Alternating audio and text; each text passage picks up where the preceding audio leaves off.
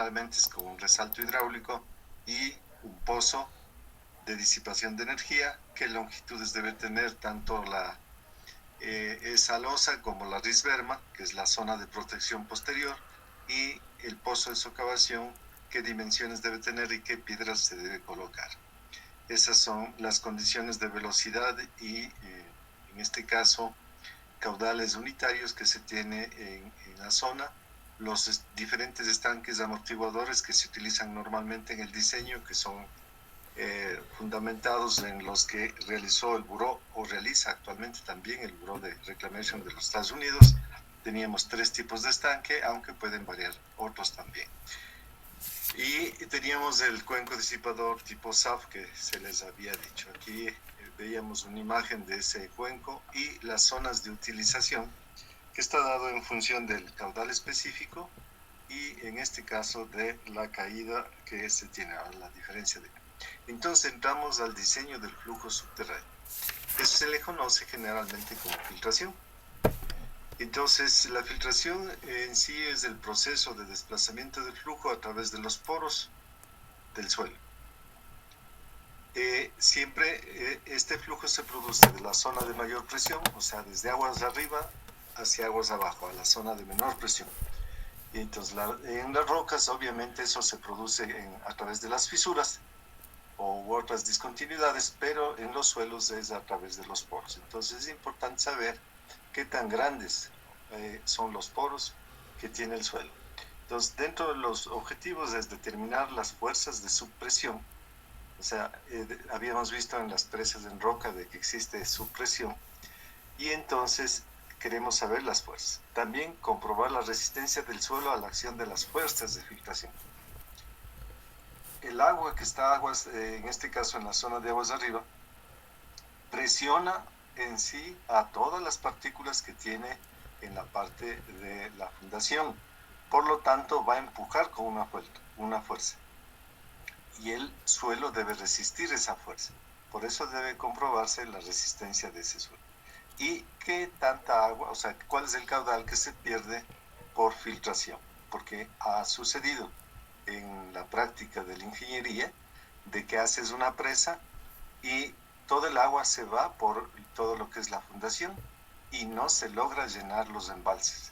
Entonces, esto es importantísimo porque implica de que yo debo cuantificar qué cantidad de agua voy a perder y que esa cantidad no sea significativa en comparación con, obviamente, el caudal que llega hacia el embalse. Ahora, los suelos, como ustedes ya seguramente conocen, los suelos pueden ser isotrópicos o anisotrópicos, uniformes y no uniformes. En la práctica no existen suelos uniformes, sino en casos muy particulares, generalmente son anisotrópicos y no uniformes. Los suelos uniformes e isotrópicos son los coeficientes de filtración no dependen del punto en que se esté analizando la filtración. O sea, en todos los puntos de la fundación existe el mismo coeficiente de filtración. Y tenemos que en los anisotrópicos, obviamente, el coeficiente de filtración depende de la dirección en que se analice. Generalmente, el coeficiente de filtración es menor en el sentido horizontal que en el sentido vertical. Por eso se tiene que ver qué tipo de suelos tenemos nosotros en la fundación para realizar el análisis. No sé si esta partecita está entendido, ¿no? Sí, ya. En todo caso, también voy a ir con la parte del texto para más o menos esto. Ahora, existen zonas en las cuales obviamente el coeficiente de filtración es bastante bajo. Normalmente los coeficientes de filtración se miden en centímetros sobre segundo o en metros por día, por ser unidades a veces bastante pequeñas. Por lo tanto, se tiene que, si encontramos un suelo el cual sea 100 veces menor que la capa superior, entonces esa capa se puede decir que es un estrato impermeable. Obviamente esa condición cumplen generalmente las rocas blandas y las rocas, y entonces el suelo se considera, o el suelo a través del cual puede haber la filtración, se considera entre la estructura, que sería la presa, y el estrato impermeable que se tenga. A veces hay varios estratos impermeables en diferentes alturas y entonces tendría que analizar la continuidad de cada uno de estos estratos. ¿Alguien, qué coeficiente ustedes determinan en los laboratorios de suelo? Han determinado ustedes, dijeron que no habían visto lo que es el coeficiente de filtración, ¿cierto? No, no, doctor, no. Bueno, en el laboratorio de suelos lo que determinan es el coeficiente de permeabilidad. Ahora, el coeficiente de filtración es igual al coeficiente de permeabilidad, pero a temperatura constante. Lo que pasa es que obviamente el coeficiente de permeabilidad de un suelo en sí depende de la temperatura que se tenga. O sea, la temperatura del agua tiene su viscosidad y obviamente la viscosidad afecta a la filtración. Pero en teoría se tiene que en los laboratorios se determina el coeficiente de permeabilidad, pero en el instante en que tienes un gradiente o una temperatura constante, automáticamente es el valor del coeficiente de filtración. En realidad, pues, son prácticamente sinónimos. Técnicamente existe esa diferencia, pero por si acaso, porque hay algunos que utilizan el término coeficiente de permeabilidad y otros coeficiente de filtración. Ese tenemos nosotros. En todo caso, para el cálculo en sí de la filtración bajo una presa, se considera que el flujo es estacionario. Y o sea, que los niveles de aguas arriba y de aguas abajo permanecen constantes en el cálculo. En la práctica no es así, pero para fines de análisis se considera eso. Y en lo que son presas en suelos, se considera en el cálculo que el nivel del agua va a estar en el nivel más alto, que sería el NAMO, y el nivel de aguas abajo va a estar en el más de menor valor, que viene a ser generalmente el que corresponde al caudal ecológico. O sea, en la parte de aguas arriba es el nivel máximo y aguas abajo es el nivel mínimo. Eso es lo que se considera dentro de lo que es el análisis de filtración en una estructura de este tipo. Y obviamente se tienen que analizar varias condiciones de cambio de los niveles. Ahora, el cálculo en sí no es tan simple. En la práctica es bastante complejo porque en definitiva toca resolver, o sea, hay el análisis teórico, que son la solución de la ecuación de Laplace, pero la configuración geométrica generalmente es bastante compleja, por lo que en la actualidad obviamente existen softwares especializados que resuelven mediante diferencias finitas las ecuaciones. O sea, existen buenos resultados obviamente con el uso de estos programas.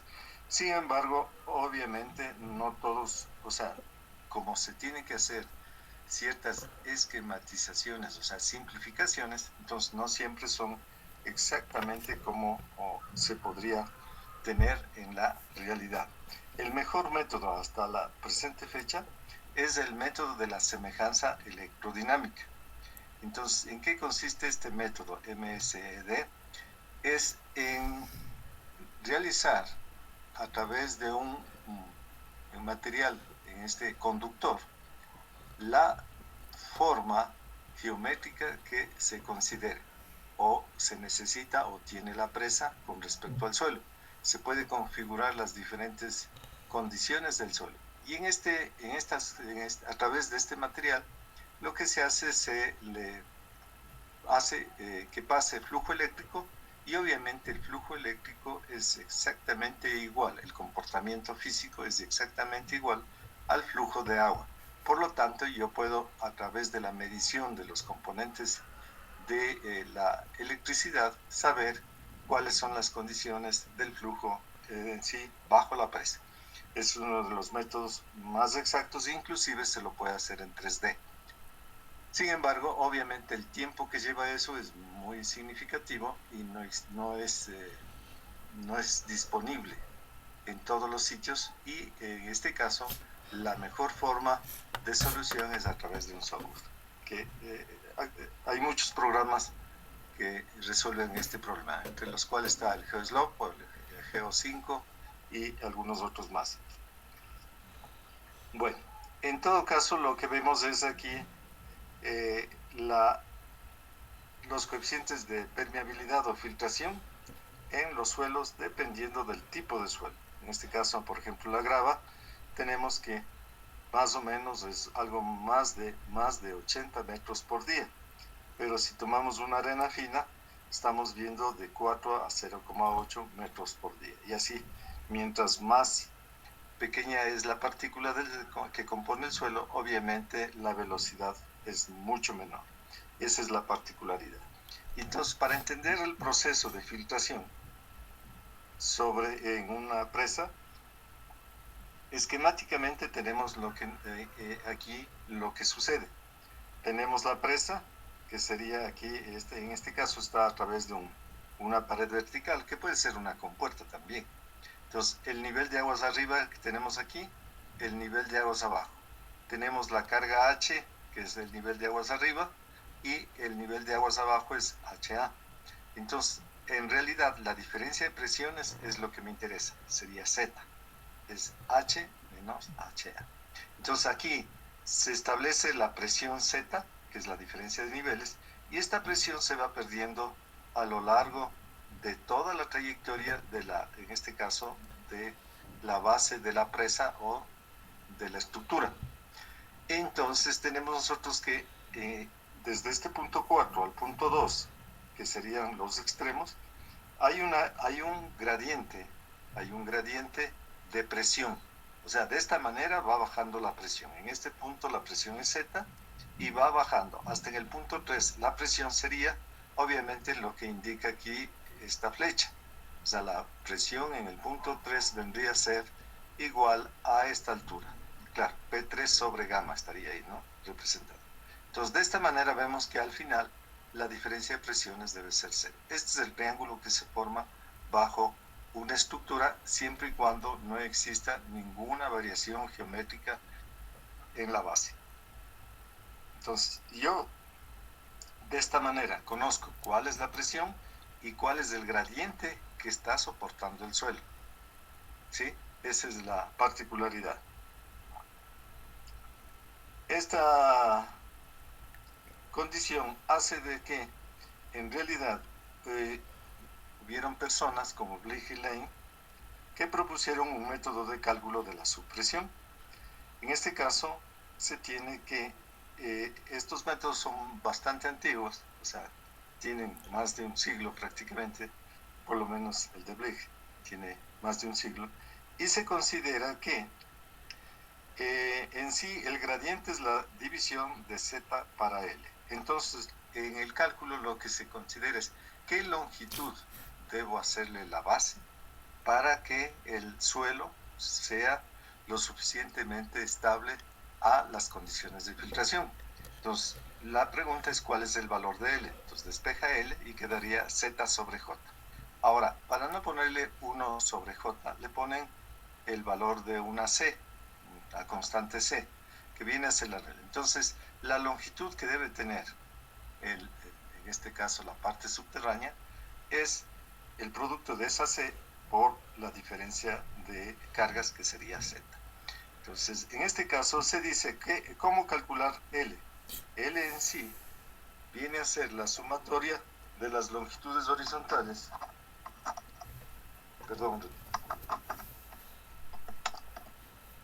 Viene a ser la sumatoria de las longitudes horizontales más la sumatoria de las longitudes verticales. Lane lo que hizo es una modificación, dijo de que las longitudes horizontales no afectan mayormente porque el coeficiente de permeabilidad es menor en el sentido horizontal, sino que lo que más actúa es la longitud vertical. Y de acuerdo al tipo de suelo va cambiando el valor de C. Entonces se tiene que, en este caso para Blake, de los diferentes tipos de materiales, el coeficiente es diferente, porque la ecuación es diferente. Entonces, si nosotros vemos acá, significa de que esta longitud depende en sí de qué valor de gradiente soporta el suelo. Y así es que se calcula o se calculó todas las estructuras, obviamente hasta que se inventaron los sistemas numéricos y las computadoras que facilitó mucho el trabajo que realizaban. De todos modos, lo que se notó es de que estos métodos te dan una sobredimensión de la magnitud de L, porque, claro, son métodos muy aproximados y obviamente no pueden caracterizar todas las especificaciones que existen dentro de lo que es la filtración en las presas. Existe otro método, en este caso, que es bastante común y no es tan complejo, que es la resolución de las ecuaciones de Laplace en forma gráfica. Y a este se le conoce como red hidrodinámica. Entonces, en sí, en un flujo, cualquiera que este sea, existen las llamadas líneas de corriente o líneas de flujo, también se les llama así, y las líneas equipotenciales. Entonces, las líneas de flujo, cuando se tiene un flujo uniforme estacionario, corresponden a las trayectorias de las partículas en el suelo. Y las líneas equipotenciales, como su nombre lo indica, indica la misma magnitud de la carga o presión que existe en el punto.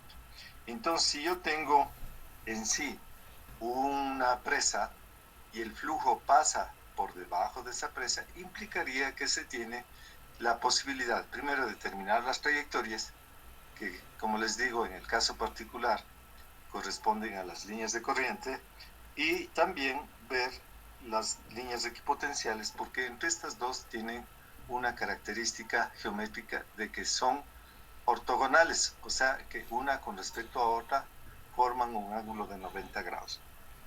No sé si vieron en algún lado lo que es la red hidrodinámica.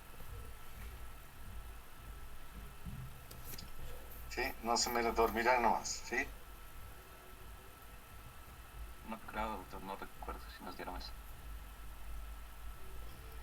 Bueno, en todo caso, se tiene que... aquí tendríamos una presa, ¿sí? Aquí tendríamos un delantal y las líneas de flujo, primero, se tiene que... Yo puedo dibujar tantas líneas de flujo como yo considere. Aquí tenemos, por ejemplo, una línea de flujo, otra línea de flujo, y eso me indica el sentido de en sí de la filtración, desde aguas arriba hasta aguas abajo. Entonces, más o menos se hace considerando bajo la condición de que entre las dos formen una red en sí de lados de la misma dimensión. Entonces el de X, que es en el sentido horizontal, y el de Z sea prácticamente lo mismo. Eso implica en que en cada una de las celdas debería inscribirse una circunferencia. Entonces, las líneas equipotenciales son, empezando de esta cero, y tenemos nosotros que es la parte de contacto del agua con el suelo, y tenemos divisiones que son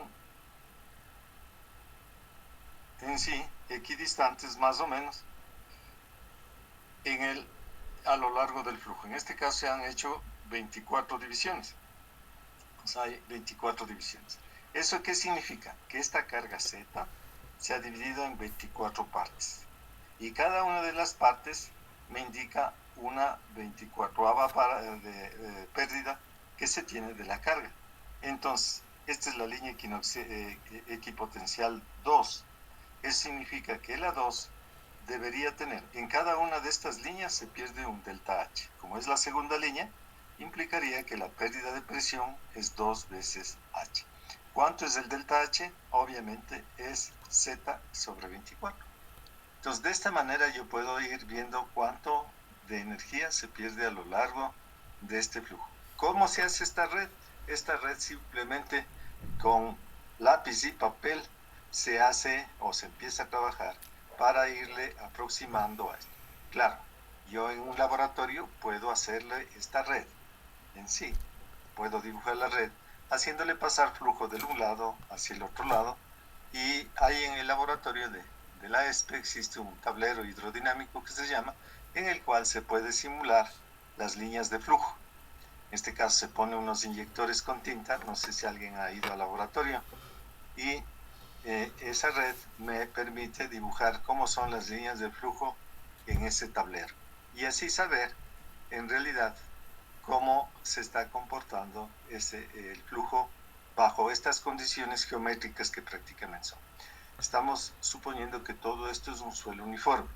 Obviamente no tenemos muchas veces suelo uniforme. ¿Alguna pregunta con respecto a esto? ¿Se entendió, no se entendió? ¿Qué podrían decir?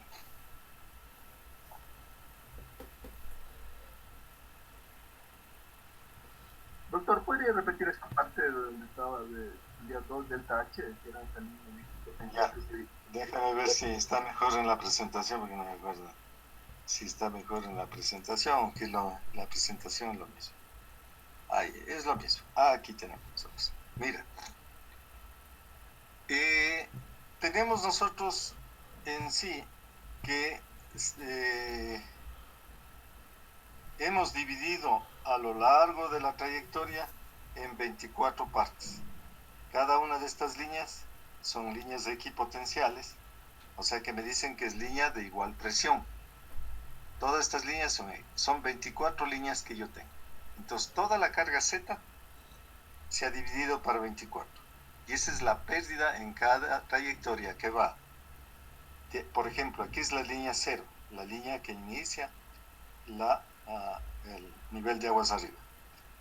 En esta trayectoria de aquí que voy a dibujar, al desplazarse una partícula del punto 0 al punto 1, pierde una carga de presión equivalente a Z sobre 24 en cada uno. Y a eso se le llamamos delta Z. Perdón, delta H, que es la pérdida. O sea, cada tramo pierde un delta H. Al tener en la segunda línea, esta de aquí, significa que hemos perdido 2 veces delta H, que sería igual a Z sobre 12, obviamente. Entonces, la caída de presión es H, que sería, en este caso, el equivalente a Z, sobre el número de intervalos, que es 24. El gradiente hidráulico entre equipotenciales es el delta H que tenemos nosotros por cada trayectoria de X. O sea, en cada desplazamiento aquí se va perdiendo un delta H. Por eso tenemos que ese es el gradiente. Y el caudal que pasaría por cada uno, en este caso, depende de la cantidad de, en este caso, tramos que se tiene, y sería o depende de la velocidad por el gradiente. Y como tenemos estos valores, el coeficiente de filtración, y tenemos el gradiente, entonces yo puedo saber el caudal que pasa por ahí. Entonces, en definitiva, aquí está en forma, gráficamente lo que tenemos es pisómetros. Entonces, esta línea lo que me indica es que hay la misma presión, y esa presión es 2 veces delta H. Si nosotros iríamos al gráfico de aquí, significaría que a una distancia, cualquiera que ésta sea, vamos a suponer que sea el punto 3, la pérdida es, si trazamos aquí una línea horizontal, sería esta cantidad es la pérdida y esta es la presión que queda. ¿Sí? Entonces la presión que queda es lo que tenemos en este vector, que para la imagen de acá es esta magnitud, es la presión que queda. Cuando voy avanzando, esa presión va bajando y hasta llegar a este punto que se haría de nuevo la presión cero. No sé si me expliqué. Si no, igual volvemos al asunto. Ay, sí, doctor, gracias. ¿Sí? ¿No? Los otros compañeros, ¿no? Sí, doctor, pero yo tenía otra duda de la forma anterior. A ver, ¿qué pasa? de los LH y los LB. ¿Cuáles, qué longitudes o qué L son los que está tomando, doctor? A ver, en este Ahí esquema dice, aquí, sí, para las fórmulas para sacar los gradientes. ya, mira, el gradiente que es de esta inclinación es la relación, en este caso, de z, que es la altura, esto, dividido para L, es el gradiente. L es toda la longitud de la presa. O sea, tú puedes imaginarte, no sé si podemos ver ahí, aquí. Tú puedes imaginarte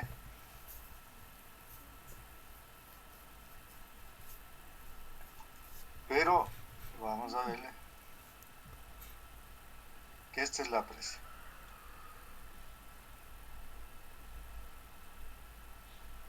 En realidad esta es la presa. Entonces tienes en la base lo que le llamábamos nosotros B, el ancho B, a lo largo del flujo es L. Y Z es la diferencia de alturas, que es la carga que se tiene. Entonces al dividir nosotros Z para L tenemos el gradiente, J. Eso es lo que se tiene en realidad, ¿cierto? Ahora, el flujo, vamos a cambiar de color. Vamos a cambiar.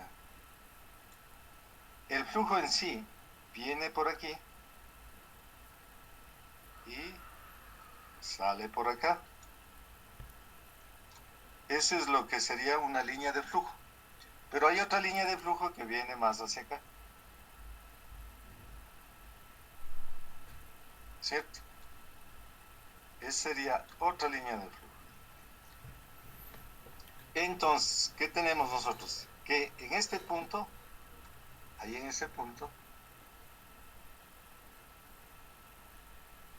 se tiene la carga H. Este es el valor de la carga. Pero si yo veo aquí un punto acá, entonces la carga ya no es H, sino es esto de aquí. Este es el H que existe en este punto. Y si yo voy por acá, el H que existe del Z que tenía es este de aquí. Eso es lo que me dice. O sea, va perdiendo el H a lo largo del flujo. Entonces, ¿cuál es la pérdida en sí? Si yo tengo acá, voy a tratar de hacer una horizontal, no sé si podré, pero bueno. En todo caso, tenemos nosotros que la pérdida es esta magnitud de aquí.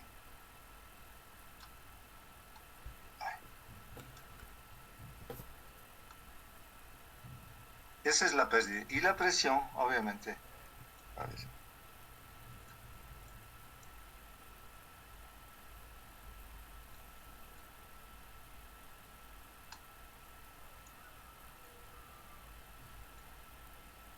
Entonces,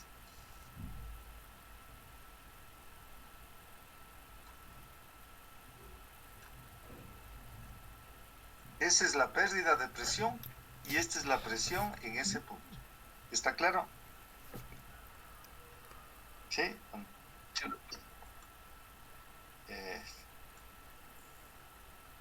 O sea, con respecto al horizontal sería ahí que está mal. Entonces, esto es lo que a mí me permite, obviamente, saber que cuando tengo ya más irregular mi superficie, aquí ya tengo una tabla estaca, esta es una tabla estaca y esta es otra tabla estaca.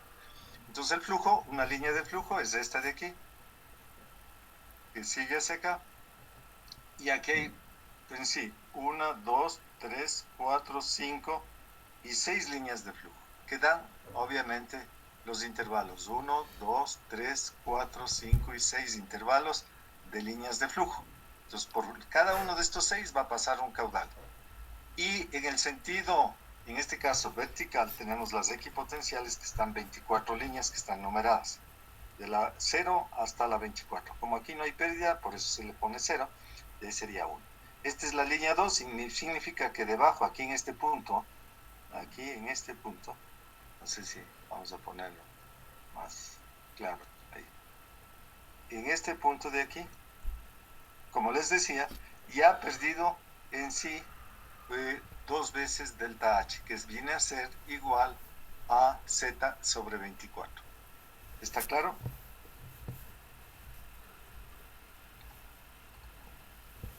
Creo que sí, doctor. Creo que sí. O sea, lo mismo que teníamos acá, que les decía, que aquí hay el valor de la presión, y esta es la pérdida. Entonces, el punto que estoy analizando es este, o este de aquí, ¿cierto? Ahí, ya. Entonces, en este caso de acá, por ejemplo, ¿cuál sería la pérdida de presión en este otro punto? Vamos a...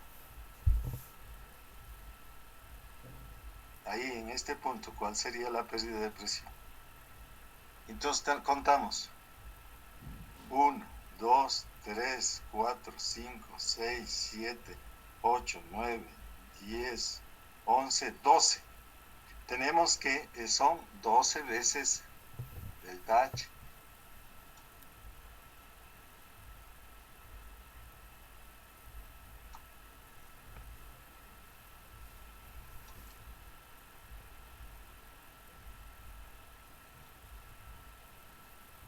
Doce veces delta H hemos perdido ahí.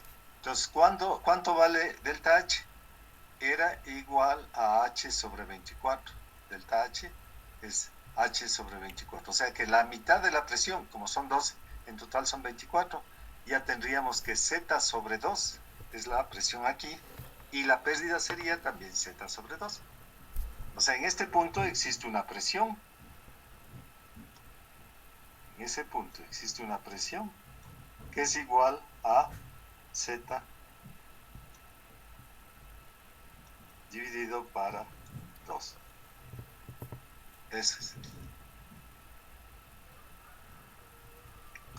Ahí no sé si me expliqué o les confundí más. Sí, hay que dar mejor. Yo, doctor. Las líneas de flujo estábamos por el método de sonda de electricidad, que decía.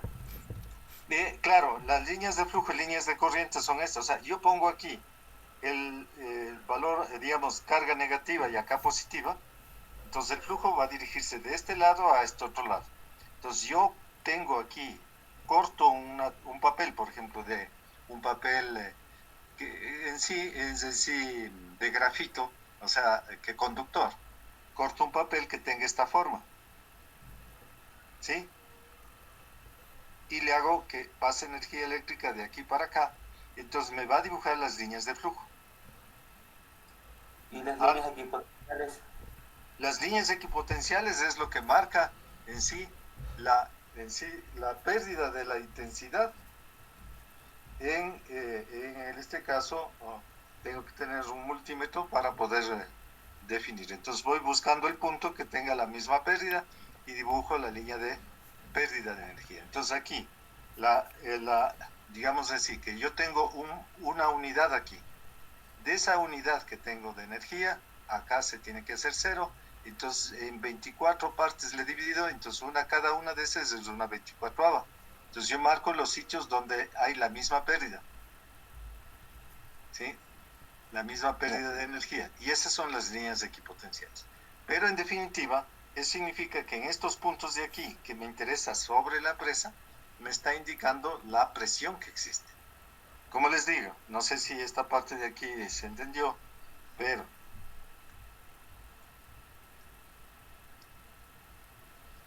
lo que tenemos nosotros que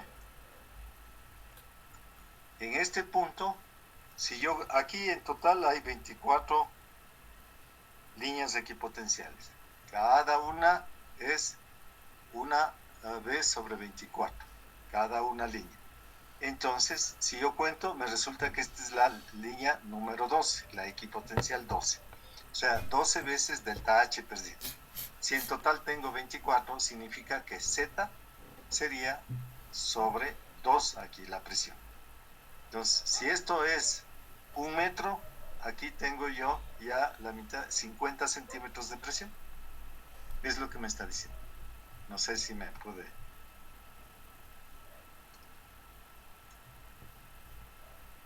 explicar. ¿Ah? Verán, esto no es obviamente no es, esto es importante porque ustedes en realidad en algunos de los casos van a tener que hacer, puede ser que no hagan presas, pero sí van a hacer estructuras en flujos, obviamente en sitios donde hay flujo subterráneo. Y es importante conocer o entender cuál es el proceso que existe ahí. Por muchos de estos aspectos es de que obviamente tienen después problemas con los flujos subterráneos. Ustedes han oído, en Solanda se está cayendo todo el barrio de Solanda por el hecho de que se está hundiendo, le echan la culpa al metro, ¿no es cierto? Porque al hacer un orificio subterráneo, el agua ya no está yéndose a donde se iba anteriormente, sino que se va al orificio. Entonces el flujo ha cambiado de sentido. Por lo tanto, se está hundiendo el territorio y obviamente existen deformaciones. Por lo menos eso es lo que le echan la culpa a la construcción del metro, aunque mucha gente dice de que antes de que empiecen a construir el metro ya se está hundiendo ese solamente. O sea, esto hay que un poco más o menos tratar de entender cuál es el proceso en flujos subterráneos. ¿Alguna pregunta que tengan? Ya, lo que les sugiero, obviamente, lean detenidamente, y yo trato de explicar aquí lo mejor posible en el texto para ir poco a poco entendiendo esto. Sí, la pérdida viene a ser la carga inicial menos el número de pérdidas que tengo a lo largo del flujo. Y obviamente aquí digo en sí, en la segunda línea, en esta segunda línea, lo que vendría a ser es igual a 12 en sí, o 2 veces 2 sobre 24, entonces me queda 11 metros. O sea, la presión, si yo tengo inicialmente 12 metros, que sería Z, y aquí tengo la segunda línea, en sí la presión aquí ya no serían 12 como aquí, sino serían simplemente 11, y así sucesivamente. Voy perdiendo presión a lo largo del flujo. Es el gradiente y el caudal se calcula de esta manera. Esa es la particularidad que se tiene. Obviamente, para saber, eso es el caudal por cada metro de ancho. Para saber a todo lo largo del flujo, a todo lo ancho de la sección, tengo que multiplicar por el número de secciones. Como las condiciones pueden cambiar, entonces se hace varias secciones a lo largo, o en este caso en el sentido transversal de la presa, para saber cuáles son las pérdidas en cada una de las alturas. Es por eso que obviamente un software te facilita por la velocidad de resolución. Esa es la particularidad. Pero lo que pasa es que en los flujos en sí, el software te puede dar lo que sea, como resultado de tu criterio, te da lo que sea, pero hay que saber qué es lo que te está dando, porque no necesariamente hay veces que corresponde a la realidad o a lo que tú quieres resolver. En realidad, uno tiene que entender el proceso para poderle interpretar los resultados que te da el software. Esa es la particularidad que se debe tener. Y ahí está la dificultad, y ahí está cuando es un buen ingeniero o un mal ingeniero. Simplemente se conforma con lo que le da y no entiende en sí prácticamente qué es lo que sucede. Bueno, existe un método de Chugaev. Si es que no hay alguna pregunta, pasamos adelante. ¿No hay preguntas? ¿No? No recuerdo. Perfecto. Bueno, ahora el método de Chugaev, ¿en qué consiste este método? Sucede de que si nosotros vemos este de aquí, vamos a suponer, este es el estrato impermeable y este es la parte de la estructura. En sí, ¿qué nosotros veríamos o podríamos ver? Vamos a tratar aquí de... Yo lo que veo es,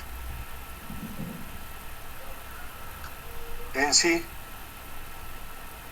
el flujo en una tubería. O sea, todo este aquí, que este color que está medio rosado, esto es una tubería en realidad. Está el estrato impermeable y la parte superficial de la presa. Entonces hay una tubería. La particularidad es de que aquí hay, vamos a dibujarle de otro color, tenemos una tabla estaca y aquí otra tabla está acá. Pero es una tubería, ¿no es cierto? Entonces, el flujo cuando viene, va a venir por aquí, se va a desviar y va a salir así. ¿Sí? ¿Cuál es la particularidad? Que obviamente esto viene a ser como que el tubo está lleno de arena, por ejemplo, o de tierra o de suelo, y está pasando el flujo como vemos aquí. ¿Qué diferencia hay entre esto y esto de aquí? Ninguna, ¿no es cierto? Entonces yo puedo analizar, o sea, el profesor Chugar lo que dice es, yo puedo analizar el paso de un flujo sobre una tubería que tiene unas perturbaciones. ¿Y cómo calculábamos nosotros las perturbaciones en el flujo de tuberías? Los que estuvieron conmigo, por lo menos en principios del hidráulica. ¿Cómo se calculaba?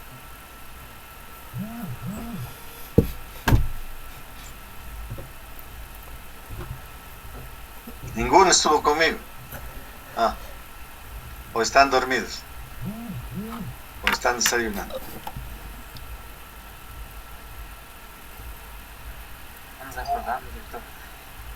¿Cómo no? ¿Cómo calculas tú la pérdida de una tubería? Pérdidas por longitud más pérdida en accesorio. Este tramo, ¿no es cierto o no?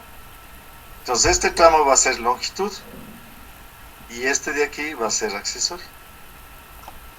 Longitud, accesorio. ¿Era o no era así que calculábamos las tuberías? Sí, doctor. Eso. Entonces él lo que dice es, entonces vamos a distinguir lo que son tramos por longitud y tramos en accesorios. Y así podemos calcular el flujo debajo de una presa. Exactamente haciendo la similitud con una tubería.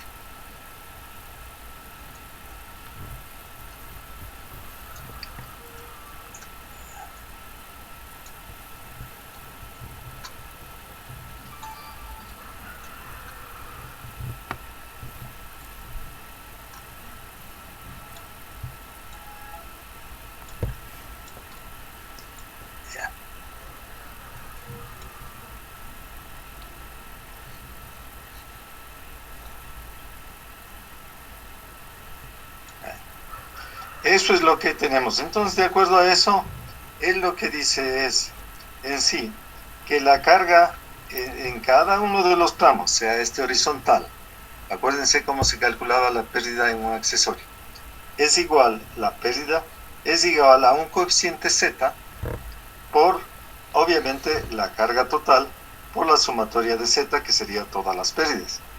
Entonces, y el caudal sería igual, obviamente, a toda la pérdida que se tiene por el coeficiente de filtración. Eso es semejante a lo que tenemos. Entonces, ¿a qué son igual los coeficientes de pérdida? De acuerdo a lo que el criterio que tiene el profesor. Entonces se dice que en sí, T viene a ser las, en este caso, perturbaciones verticales. Aquí tenemos nosotros, por ejemplo, en esta tubería, tiene diámetro T1 y pasa a un diámetro T2, pero existe una como compuerta de altura S. Entonces, esta pérdida que tenemos nosotros aquí se calcula con este cociente. Va del diámetro 1 al diámetro 2 y depende de qué tan grande sea la perturbación que se tiene. Él calculó esto, hizo en laboratorio y determinó las pérdidas. Entonces, se tiene que, a la entrada, obviamente esto es cuando tienes en la parte interior, pero cuando inicias, tendrías T1 y T2, y esto es o entrada o salida, porque la pérdida es lo mismo, sea independiente del sentido de flujo. Este sería el esquema de una entrada o salida, y este es un tramo horizontal, aquí. Entonces depende de la longitud que tengas y de los dientes que tengas al inicio y a la salida. ¿Sí? Entonces por eso es que se tiene que, para cualquier perturbación tenemos esta situación. Si no hay tabla estaca, simplemente es cero, por lo tanto todo esto se hace cero y tendríamos esta diferencia. Esto es válido para las relaciones hasta el 80%. Si está atrapado el 100% no tiene sentido. Y tenemos nosotros que el coeficiente de entrada y salida es 0,44 más el coeficiente T que tengo yo, este coeficiente.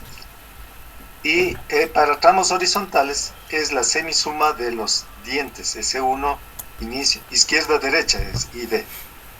Izquierda-derecha y sobre T que tenemos nosotros. Depende obviamente de la longitud que tenga.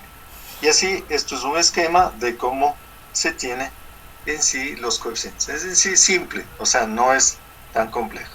Entonces, nosotros lo que tenemos es lo siguiente, que es saber o conocer cuál es la proyección de toda la estructura en la horizontal. La proyección es L sub 0. En la vertical es, o sea, la profundidad mayor que existe aquí, entre la horizontal del el inicio del agua hasta la profundidad mayor. Este es S sub 0. En función de eso, vamos a tener las condiciones del diámetro. ¿Cuál es el diámetro de la tubería? La pregunta sería, ¿cuál es el diámetro de la tubería? Y ese diámetro va a depender, obviamente, de las condiciones que tenga de L sub 0 y S sub 0. ¿Por qué? Yo les decía, por ejemplo, en el proyecto Coca-Cola Sinclair, el estrato impermeable está a 170 metros de profundidad. El rato que funciona la presa, ¿participan los 170 metros de profundidad en la filtración? En realidad no participa.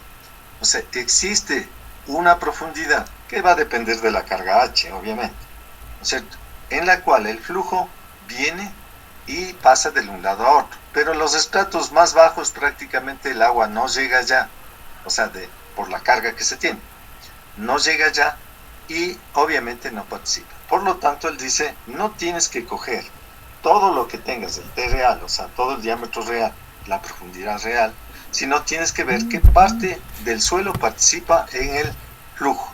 En realidad, aquí en este esquema tenemos el estrato impermeable aquí, pero lo que dice el profesor es de que, bueno, con este mismo, en realidad el diámetro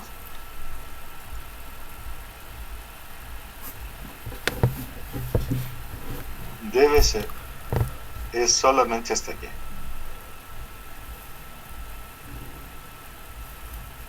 O sea, solamente esta parte de aquí, todo esto, este es el diámetro que participaría en el flujo. Y a ese le llamamos T activo. O sea, esto es lo que participa en el flujo. Por lo tanto, lo que está aquí ya no me interesa. Pero, ¿qué es lo que pasa? Si el estrato impermeable estaría sobre esta línea, implicaría que yo no puedo coger el TA1, sino tengo que coger el T real.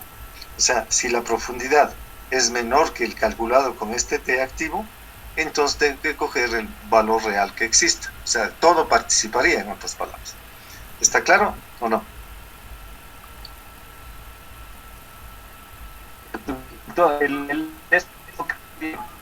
A ver, no te entendí.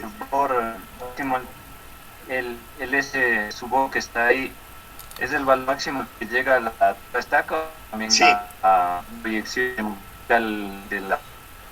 Sí, sí. Esta es la profundidad máxima a la que llega toda la estructura. Y esta es la longitud máxima a la que llega toda la estructura en proyección horizontal y vertical. Doctor, disculpe, Entonces, dijo si a ver, espérame un ratito. A ver, ¿quién? ¿Alguien? ¿Qué me preguntaba? A ver. Yo no, estaba preguntando lo que nos decía ahí, es si el TR1 es menor que el TR total, tomábamos el real. Esa última parte no la escuché bien. Ya, vamos a explicarte esto. Mira, aquí la profundidad real es hasta el estrato impermeable. Yo calculo un T activo, ya les voy a indicar cómo calcular este TA, que sería calcular el diámetro que participa en el cálculo.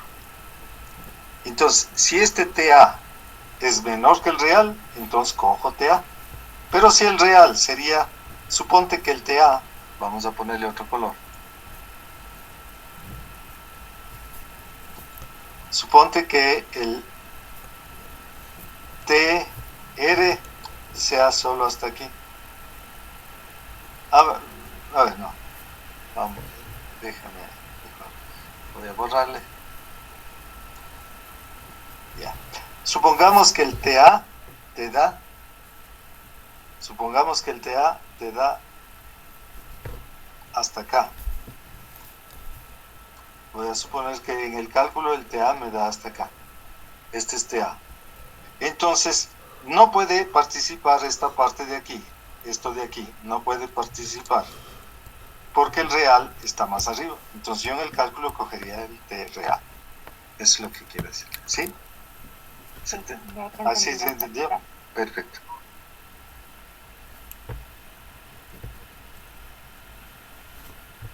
Ya, entonces yo necesito saber cuál es el T activo. Entonces, para lo cual, lo que se hace es ver la relación L sub 0 sobre S sub 0, que es la proyección horizontal sobre la proyección vertical. Puede darte más de 5, entre 3, 4 y 5, 3, 4 y 1, y 1 es 0. Entonces, ETA se toma este valor que está aquí. Dependiendo de eso, obviamente dependiendo de este valor que se tenga, yo digo el TA que participa en el cálculo es este. Para las fórmulas. En las fórmulas va a ir un T1, un T2. Entonces, solamente se toma en el cálculo, o se considera en el cálculo, obviamente, hasta donde te dé.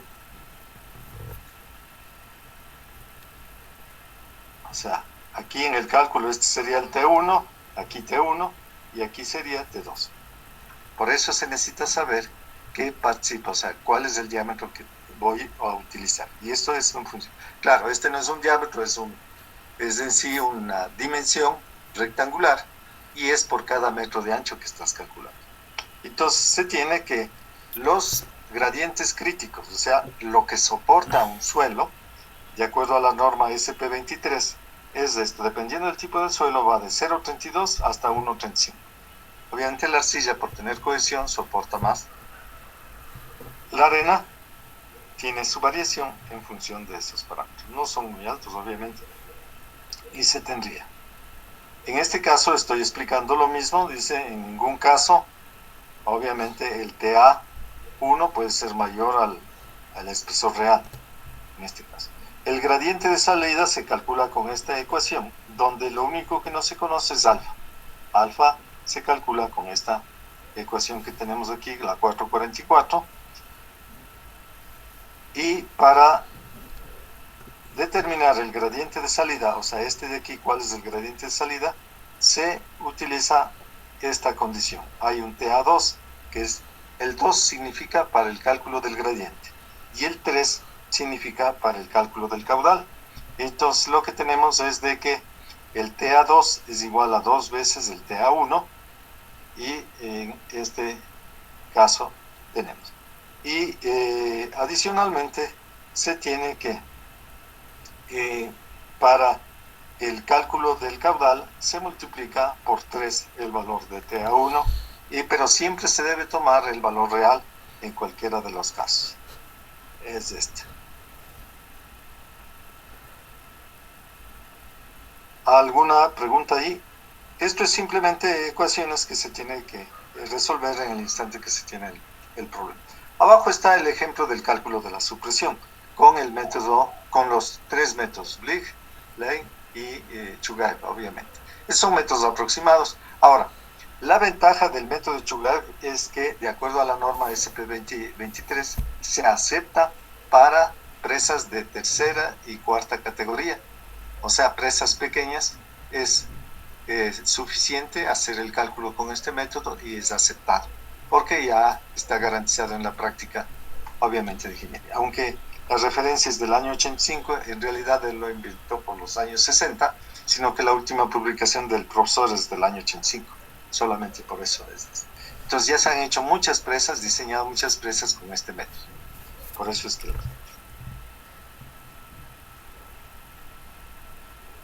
Ya.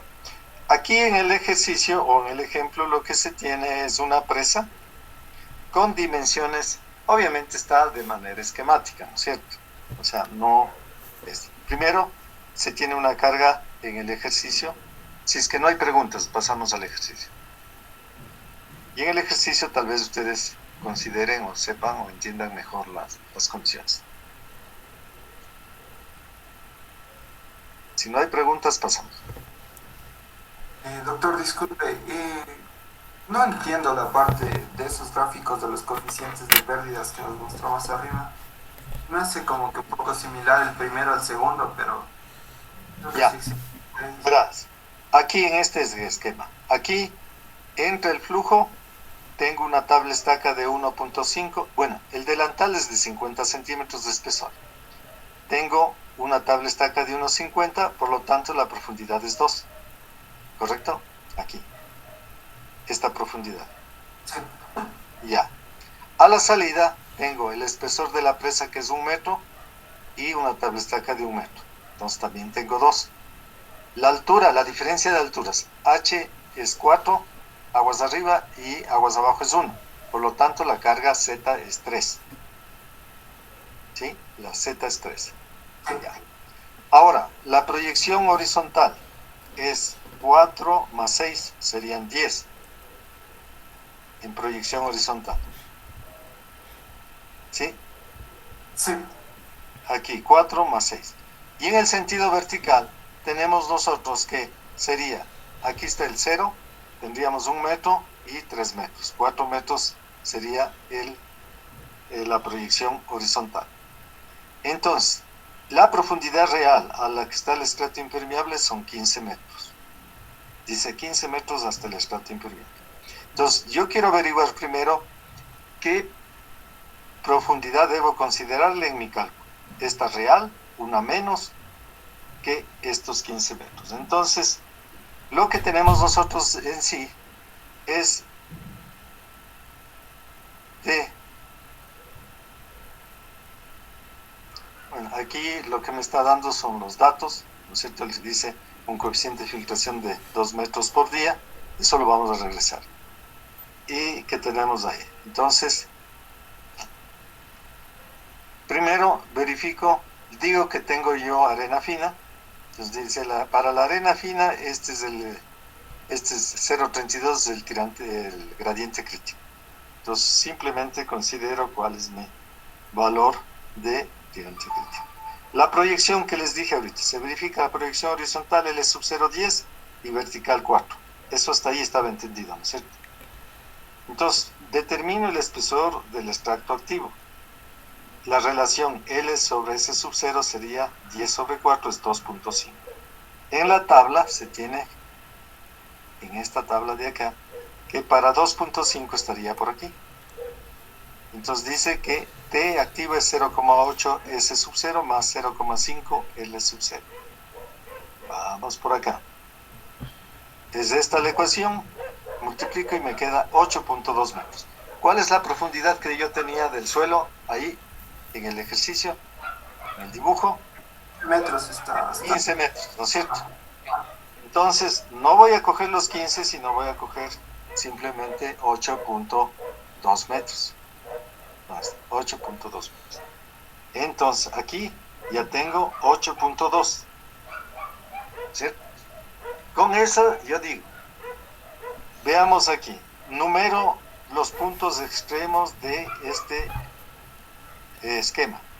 El de inicio sería 1, este 1, este extremo 2, regreso por la parte derecha sería 3 hasta el delantal, la parte horizontal sería 4. ¿Qué significa esta numeración? Que voy a tener del 1 al 2 un tramo vertical, del 2 al 3 otro tramo vertical por la parte posterior, de 3 a 4 horizontal, de 4 a 5 un tramo vertical, de 5 a 6 otro tramo vertical, de 6 a 7 un tramo horizontal, de 7 a 8 un vertical y de 8 a 9 otro vertical. Eso es lo que tenemos nosotros ahí. Adicionalmente, tenemos esta zona 1, que es una entrada, esta zona 2, que es el tramo horizontal, esta 3, que es esta perturbación que es formado por estas gradas y la tabla estaca, 4 es un tramo horizontal y 5 sería la salida con una tabla estaca. Y ahí tengo todos los accesorios de esta tubería, así digamos. ¿Está claro? ¿Hasta allí? Ya. ¿O no? Sí, ahí se ven los... Hasta ahí estamos, ¿no es cierto? Claros. Ahora, tendríamos el esquema, este primero es una entrada. Entonces vamos acá. Dice, esta es entrada o salida. Este sería el suelo, una tabla estaca, y tenemos que hasta lo que corresponde al tramo vertical. ¿Cierto? Este sería E, es Z, este es el ZE de entrada o salida. El ZE de entrada o salida dice 0,44 más ZT. ¿Qué es ZT? Es este valor. Donde esto es T1 y esto es T2. ¿Cierto? Entonces vamos acá. T1 viene a ser, perdón, aquí T1 viene a ser 8,2. ¿Y T2 cuál sería? T2, ¿cuánto sería si eso es 8,2? A ver si... Es el diámetro en ese tramo 2.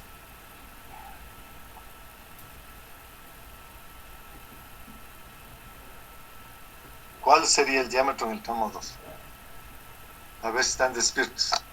6,2 dije. ¿Ah? 6,2. No, es que el diámetro viene a ser esta longitud. Del punto 3 hasta el 8,2 menos 0,5. 8,2 menos 0,5.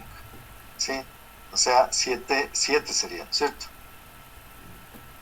7 sería. Entonces, en la ecuación pongo T1 es 8,2 y el T2 viene a ser 7,7. Aquí está, 8,2 y 7,7. Está hecho una hoja Excel o una tabla en el que dice, el tramo 1 va de 8,2 a 7,7. Ese 1, ¿cuánto es ese 1? Es la dimensión de la tabla estaca. Esto es 1,5. Porque es 0,5 y total es 2. O sea, esto es 1,5.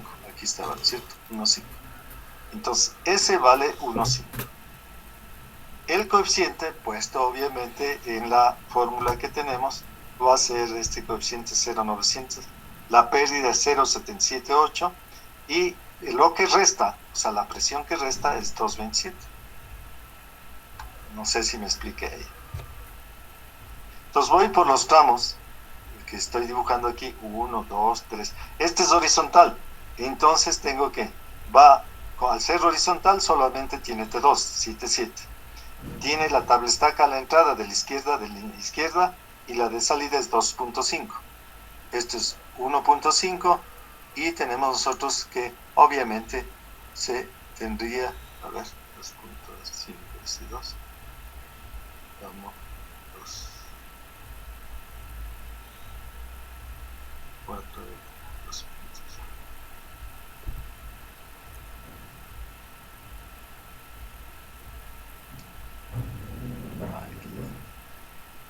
Aquí es 3, 3, 3.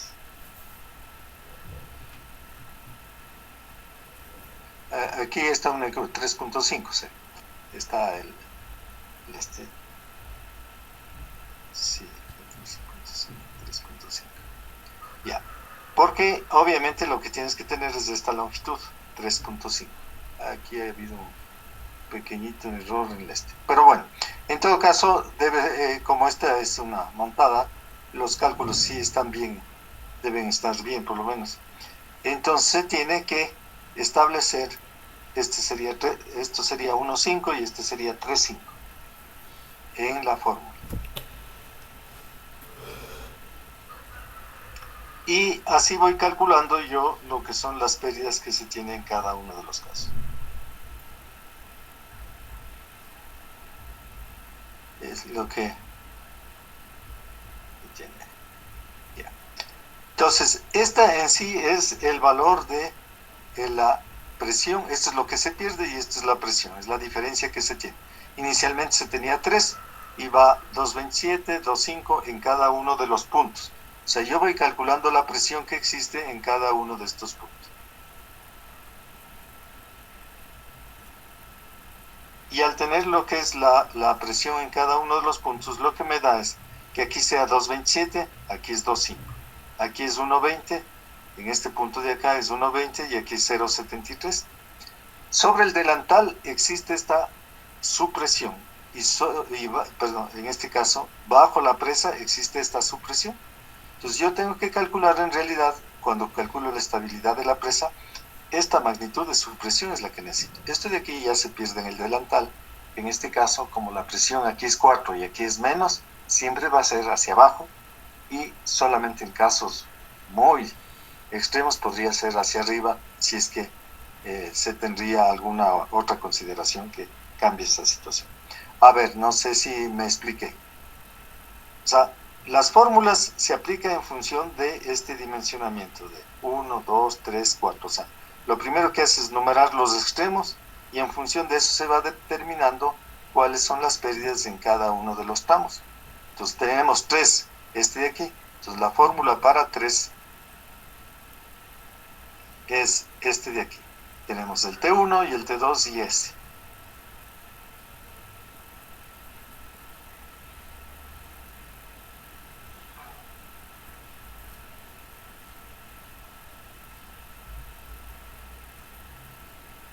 ¿Está claro o no?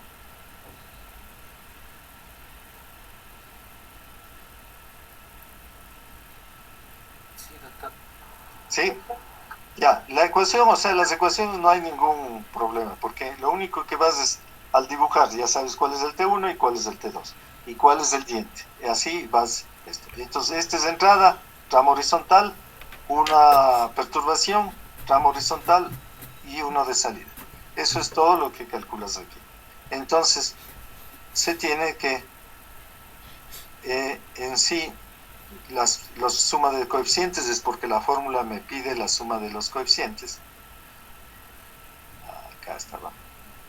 ¿Cierto? Aquí me pide la suma de los coeficientes para determinar y obviamente determino yo la pérdida en total. O sea, esto debe estar bien porque en definitiva los 3, aquí las pérdidas en cada tramo hacen los 3 y aquí la pérdida de la salida hace los, obviamente también los 3. Primero debe haber 3, en el tramo 1 ya hay 2.27, pero al tramo 2 ya es 2.05 y así sucesivamente hasta que se hace 0 a la salida. Esa es la particularidad de este cálculo. Entonces, lo que me interesa es sacar los diagramas de supresión. Ya. Para calcular el gradiente, dice, utilizo un TA2. El TA2 es doble de el 8.2, por lo tanto debe ser 16.4. Pero el 16.4 ya se va fuera del rango físico, que son los 15. Entonces, en el cálculo del gradiente solo utilizo 15. Hago la misma tabla y tengo yo que al final, utilizando la fórmula, calculo alfa, calculo el de salida que es 0.15 y se tiene de que este cálculo, este 0.15 que obtuve es menor que 32, por lo tanto el flujo es estable. O sea, no voy a tener tubificación o pérdida de partículas por esa carga que yo tengo. Es lo que me indica. O sea, este gradiente. Y para el cálculo del caudal se utiliza el triple del este. Y entonces, pero como eso supera obviamente los 15 metros, se utiliza de nuevo los 15, la sumatoria de los coeficientes va a ser lo mismo, y en definitiva, lo que me dice es de que pasa 0,03 litros por segundo por cada metro de ancho. Dependiendo del ancho de la presa, se tiene la cantidad de caudal que se va a perder por debajo de la presa. Ese es el método. En realidad no es muy complejo, obviamente se tiene que analizarlo. Esto es en el caso que no tengas software. Cuando tienes software pones los datos, o sea, haces la condición geométrica, igualmente dibujas en el software tu geometría y pones las condiciones de borde, que son las presiones, y en función de eso te va calculando y te da inclusive todo el diagrama de líneas de flujo y equipotenciales te da el software, ¿no? Aplicando el método de Blig, eso lo único que haces es, tenemos nosotros que sumar en una línea cuáles son los valores de tramos horizontales y verticales y saber cuál es la magnitud. Aquí en los tramos horizontales eran 10, pero los tramos verticales son 13, como vean. Tramo vertical sería 2 más 1, 5, más, en este caso 3, 5, más 3, más 1, más 2. Entonces me dice que da 13, porque aquí sería al tener el tramo 13 metros, y esto sería 23. Dice 23 debe ser, en este caso, resulta que es menor a 15 por 3. 3 es H y el coeficiente para suelos. No sé si estuvieron atentos aquí en la tabla. Arena fina, no, perdón, este de acá es.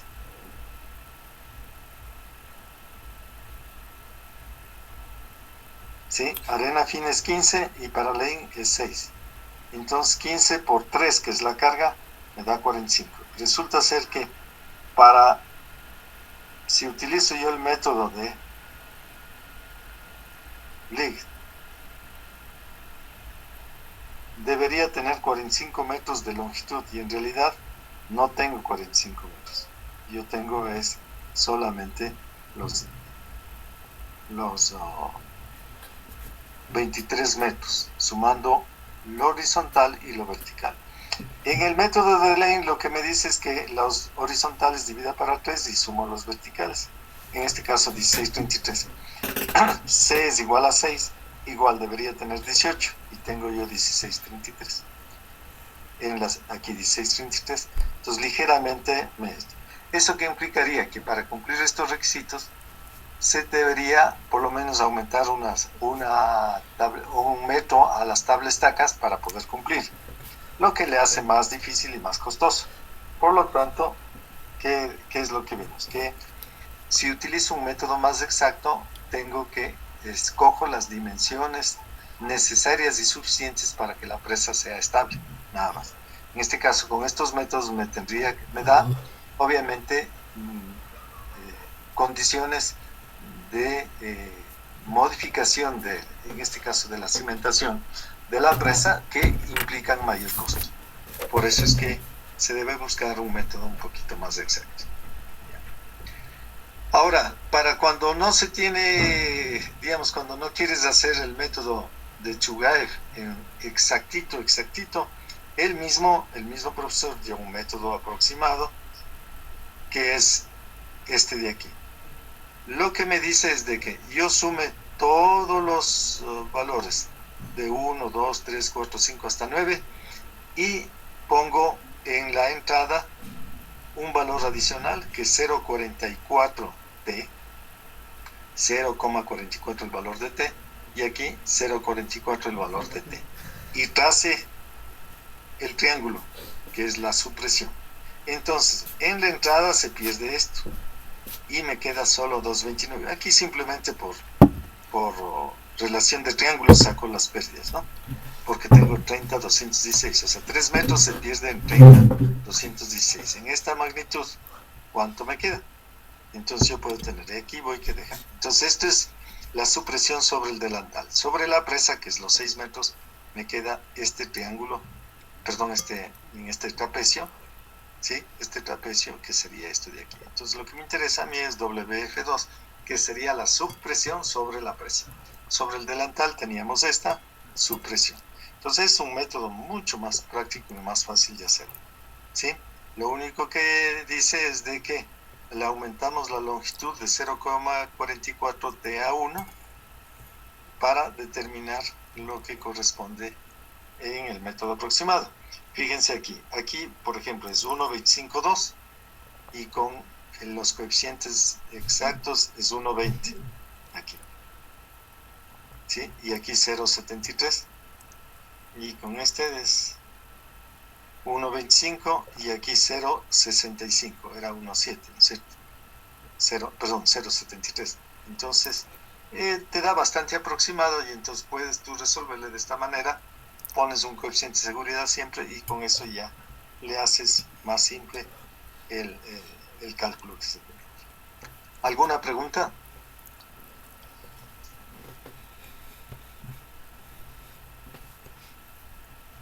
¿Hay alguna pregunta que tengan? ¿No? Creo que no.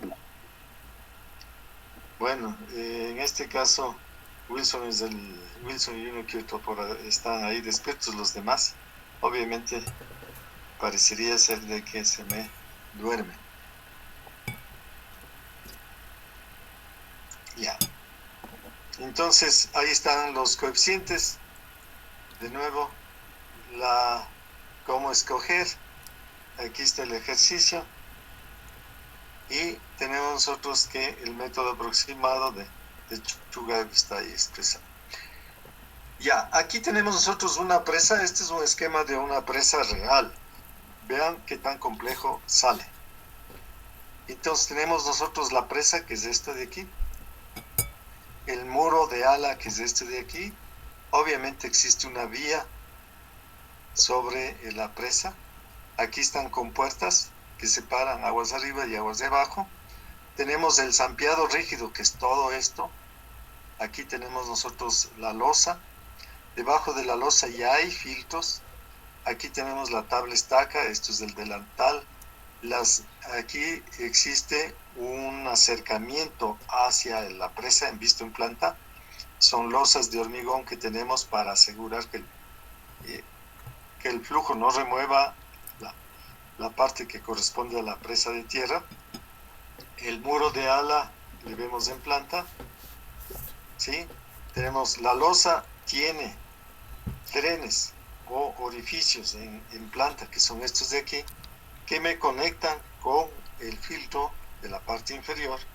Esto.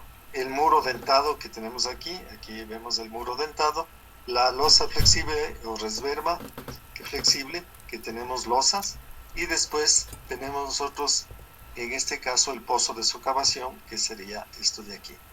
Entonces, vemos el talud de la presa de tierra, obviamente aquí se ven las compuertas y los diferentes elementos que contiene esa presa. Es una presa pequeña. Y fíjense lo ancho que se ve. Aquí hay todo un tramo horizontal en el vertedero Krieger. Fíjense, un tramo bastante horizontal, porque todas las compuertas son planas. Aquí planas, y estas son de emergencia. Cuando quiero arreglar estas, pongo compuertas acá y arreglo estas de aquí. Entonces, por eso se tiene dos, en este caso, posibilidades de colocar las compuertas. ¿Sí? Sí se puede o se logra ver la estructura, cómo es que queda.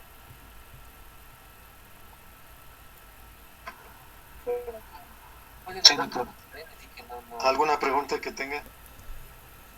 Sí, después de la losa con los drenes, ¿qué es ese como dientecito? Este es en este caso, este es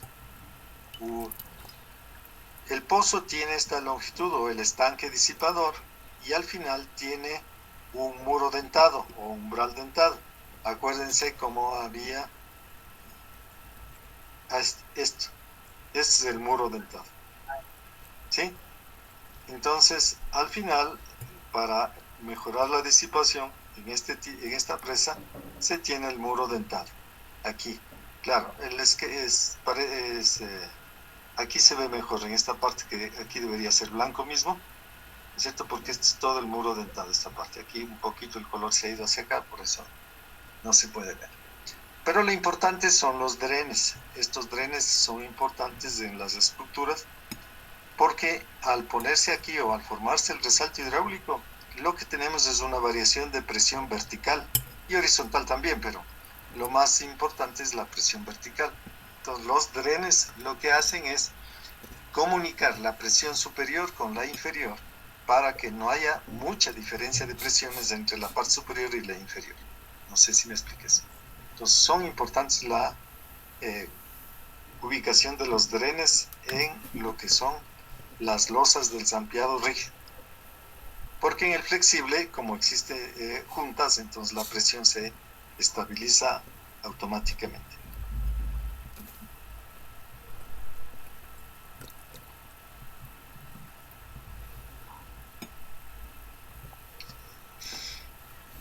Ya, si no hay preguntas, entonces pasamos. Vamos a la losa del sampleado rígido, que es la parte que más, digamos, variaciones es. La estabilidad de la presa y al coeficiente de deslizamiento, los esfuerzos y el volcamiento, obviamente se calculan de la misma manera que en la presa de roca. La única consideración es de que obviamente se tiene que el coeficiente de fricción va a ser de el hormigón sobre el suelo, ¿cierto? Esa es la única particularidad. De ahí las fórmulas no cambian, la longitud va a ser mayor, las dimensiones mayores. Lo que no hemos visto en sí es cómo yo calculo el sampeado, en este caso la losa del sampeado. La particularidad en la losa del sampeado es de que los momentos y la estabilidad se calculan no con respecto al punto centro de como en la presa, sino al punto extremo de la losa, al final de la losa. ¿Por qué?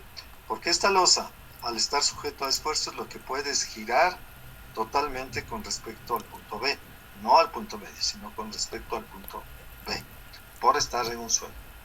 Y es lo que sucede normalmente en lo que son las losas.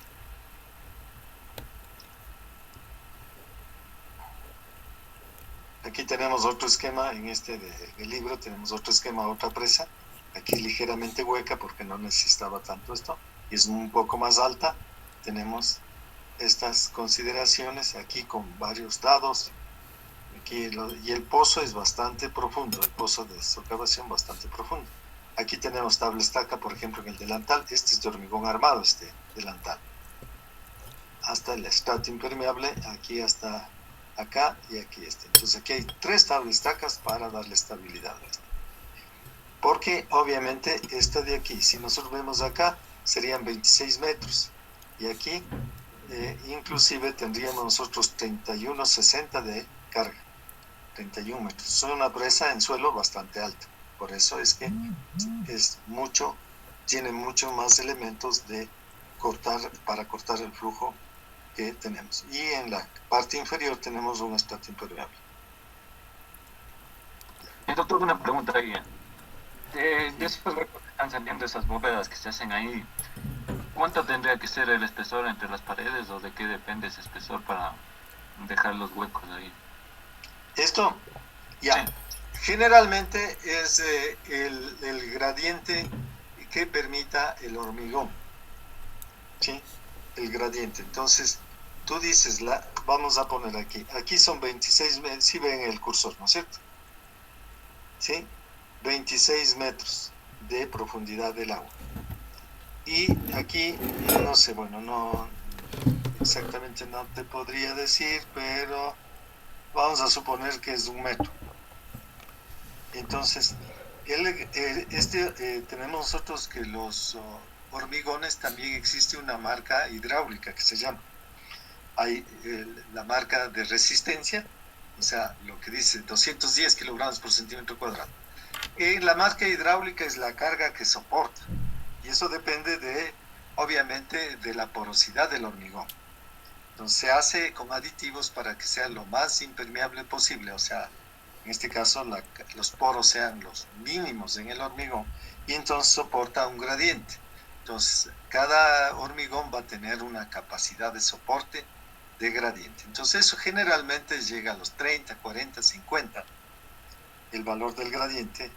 En este caso, que quiere decir que cada metro soporta 30, 40, 50, 60, 100 metros de carga, sin mayor problema. No es que no hay, o sea, las paredes esas sí sudan, ¿no? Los llamamos, o sea, ligeramente sí pasa, pero no pierde resistencia automáticamente. Entonces, estructuralmente lo que yo necesito es de que soporte esa carga, ese gradiente, y adicionalmente lo que me ahorro es en el hormigón que va en este espacio.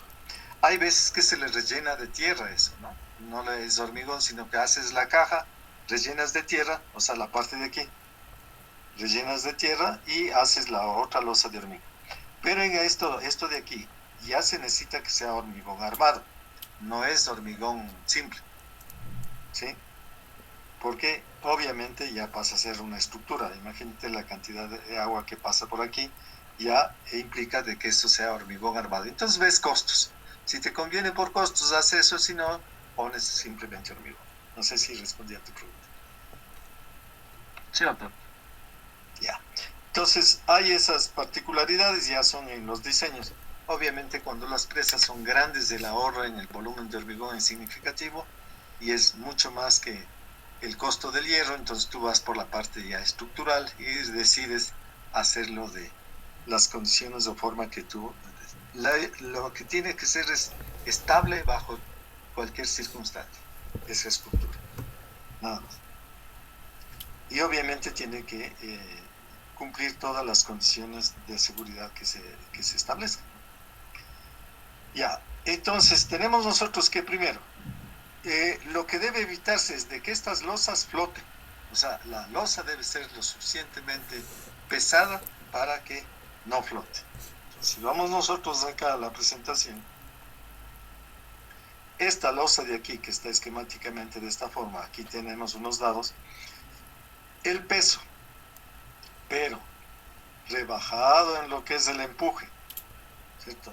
Se tiene que, en realidad, si esto es 2,4 toneladas por cada metro cúbico de peso, como está sumergido va a ser 1,4, pero ese peso debe ser suficiente para que esto no flote.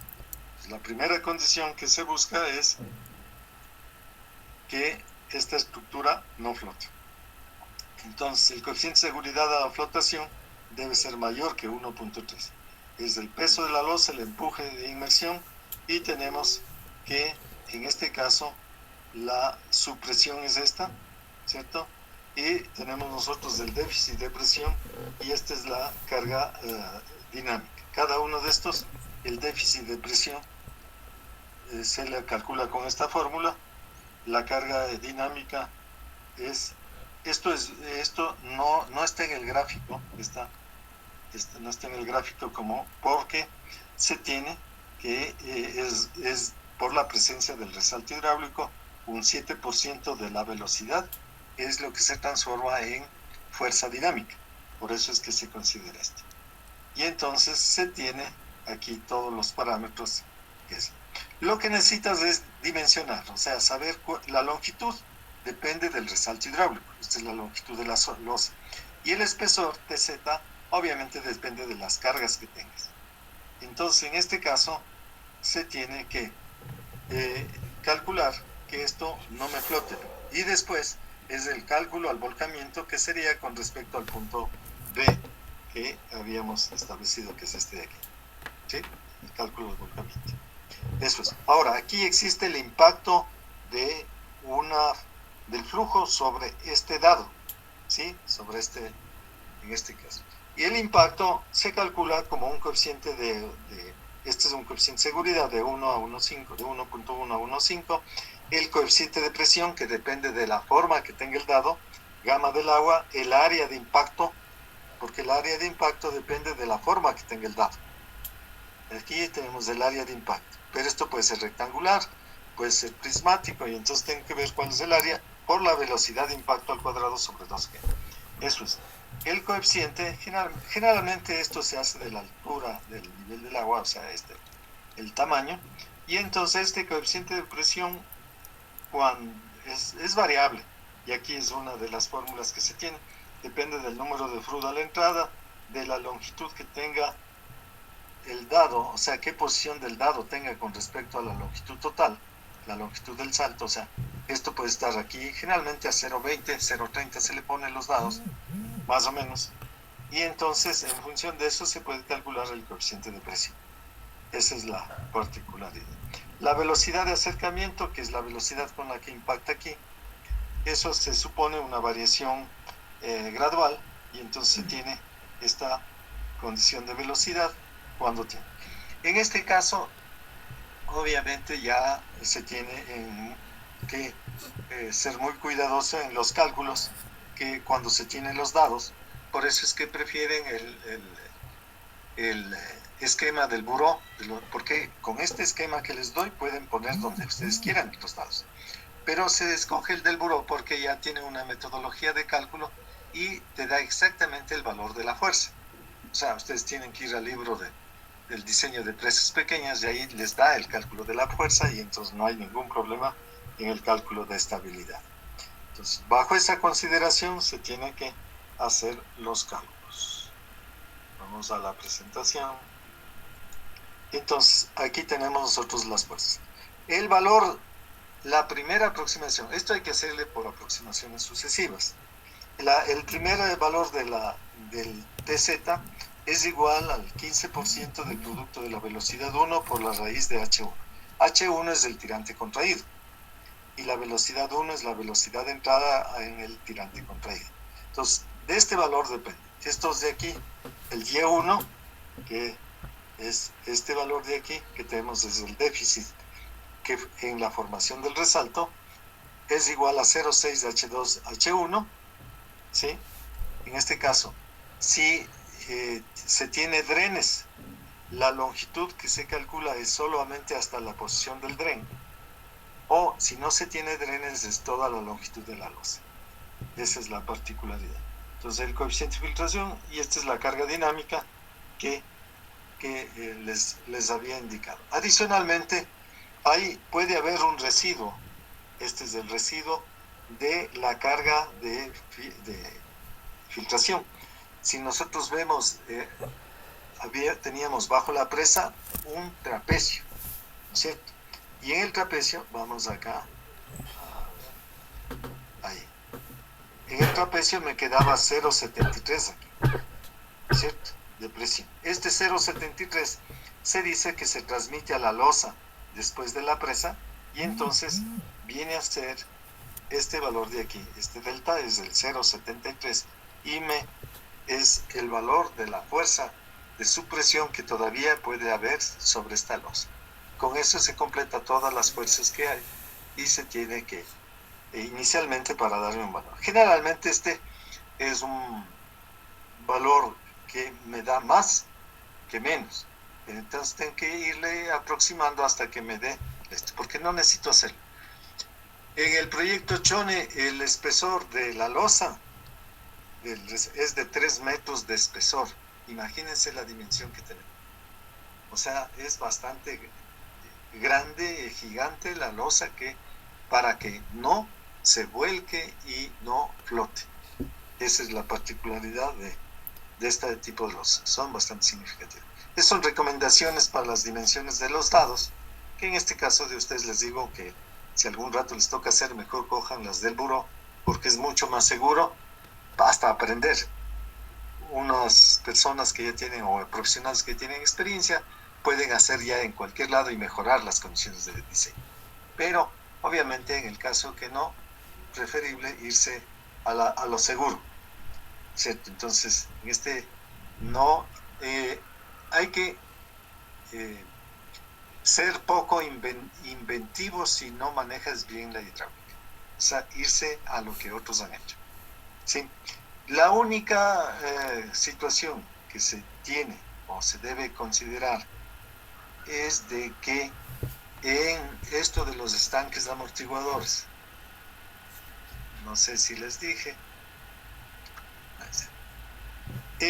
si ustedes revisan el buró, los documentos del buró, lo que les dicen, o sea, tienen estos mismos dibujos, este es sacado del libro del buró, tienen estos mismos dibujos y les dicen HA debe cumplir con la condición de que debe ser más que H2. ¿Qué significa eso? Que en realidad esto debe estar cumpliendo esto. La única manera que HA sea mayor que H2 es haciéndole el pozo. Y esto es lo que se olvidan los ingenieros. Y entonces, al olvidarse, cuando no analizas bien cuál es la condición del buró, entonces no le hacen este valor de D y no se cumple este HA. Cuando no se cumple esa condición de que H2 sea menor que HA, considerando obviamente estas pérdidas, se tiene que, obviamente el resalto se sale fuera del estanque, se va fuera del estanque. ¿Y qué es lo que sucede cuando el resalto se va fuera del estanque? Que erosiona la parte posterior. Cuando erosiona la parte posterior, ¿qué sucede? Lo que sucedió en el Max, en la presa esta. Cuando vino el caudal, aquí está, esta es la longitud y este es el pozo, de acuerdo al buró. Sucedió que erosionó la parte de abajo. Al erosionar la parte de abajo les tocó hacer otro estanque, aquí tipo pozo, hacia abajo. O sea, esto ya le costó al ingeniero que diseñó mal el construir este pozo porque no supo hacerle cumplir la condición de la segunda conjura. Adicionalmente, se ha demostrado en los últimos inviernos de que también erosionó más atrás. O sea, todavía tienen fallas, todavía no piensa en que debe cumplirse que el tirante de aguas abajo debe ser mayor que la profundidad que existe de la segunda conjugada en el pozo. Y esto significa que este pozo deberían haberle hecho más profundo aquí, para que se empate bien con el río. Esa es la particularidad. Entonces ustedes pueden seguir alargando, construyendo. Claro, esto no saben la mayoría de profesionales. Yo conozco porque obviamente conozco a los diseñadores y a las personas que participaron en el proyecto y obviamente tuvieron este problema y por eso alargaron esto. Entonces, siempre hay que preocuparse de que cumpla la condición de conjugación de aguas del resalto en cualquier obra. No es así de simple, coge lo del buró, dibuja, pone y ya. No, se tiene que cumplir todas las condiciones de conjugación de agua para todos los casos. ¿Alguna pregunta que tengan ahí?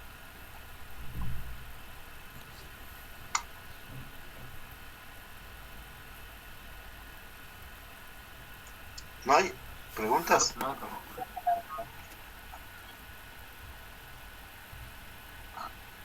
Ya, entonces, ahorita como ya son las 8:56, tengo yo, o sea, algunas preguntas del proyecto entraríamos.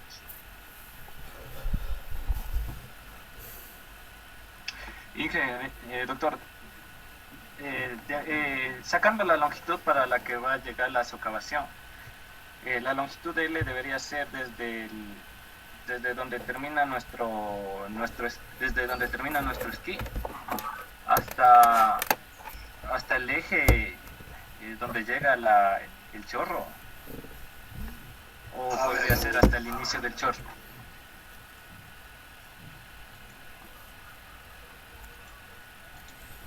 Dame un chancito que estoy aquí, que ya se me perdió la imagen.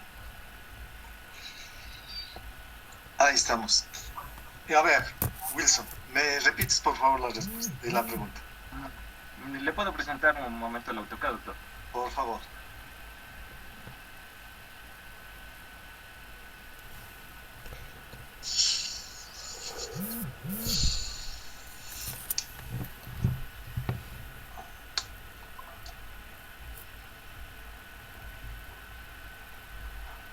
No sé si se logra ver ahí. Sí, le veo. Doctor, mi pregunta era de acuerdo a este L que calculamos. A ver, ¿cuál L? El L al que llega la socavación. Sería el punto de contacto. El L sería el punto de contacto del chorro con el agua. O sea, ahí tienes 20, ¿cuánto? 26, 28, 70, alguna cosa así. 28, 70. Eso. Ese es el L. ¿Debería ser hasta el punto en el que choca o hasta el eje? Es el del eje el que se mide. Ya, entonces le tengo que cambiar, le tengo que recorrer a la izquierda. Es el eje el que se mide, el eje del chorro. No es el ancho. El esquema está bien, pero el L es al eje. Entonces sería aquí, ¿no es cierto, doctor? Aquí estaría. Sí. Ahí, justo en ese punto que tienes tú. Ya, doctor. Espérame. Ahí, eso ahí. Mira que si le proyectas así como está ese triángulo, obviamente la base del trapecio debe ser justamente donde está la base de socavación, ¿no? ¿Cierto? Más o menos sí. En esa condición. Está bien el dibujo ahí. Ya, doctor. Eso le iba a decir. Aquí está cumpliendo con el ángulo alfa que tenemos, que yo saqué de 38. La socavación máxima era de 8.05 Ya. Y bueno, en sus gráficos tenía aquí, no Esos tenían taludes. forma los taludes que se Sí. genera con la socavación. Le dejé en Sí. línea recta, no sé si estará bien. Verás, en la práctica es una línea curva, porque eso Sí. depende de la roca, pero esquemáticamente se lo hace así. Está bien, sí. O sea, lo puedes poner tranquilamente, o sea, esos taludes, o en forma de talud.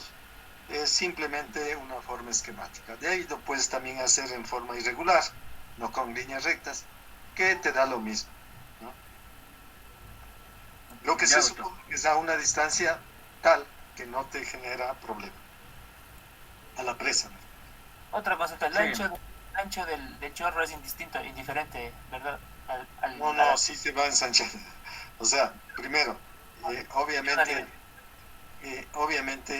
se tiene que, es ligeramente va expandiéndose. En la práctica se tiene de que se va aereando el chorro y lo que ves en sí es una masa y en algunos casos no se alcanza ni ver el chorro porque se tiene esto.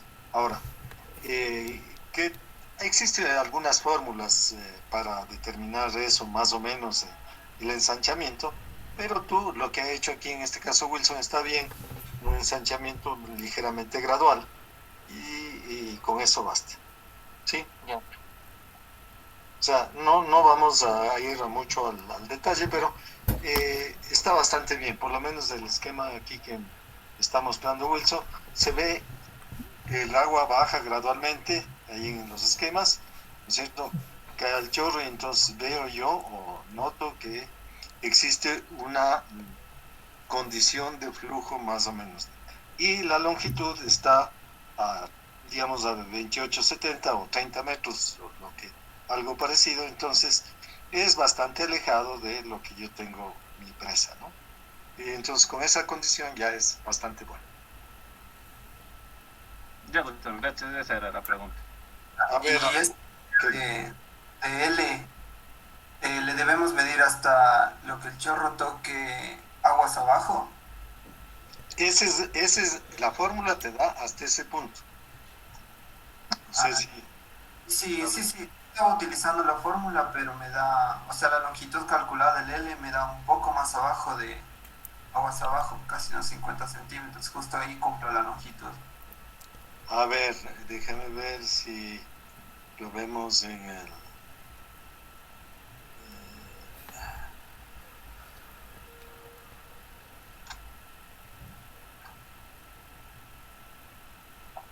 ¿Cierto? Ya, déjame ver en el libro, a ver cómo...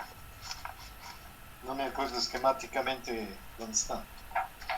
A ver.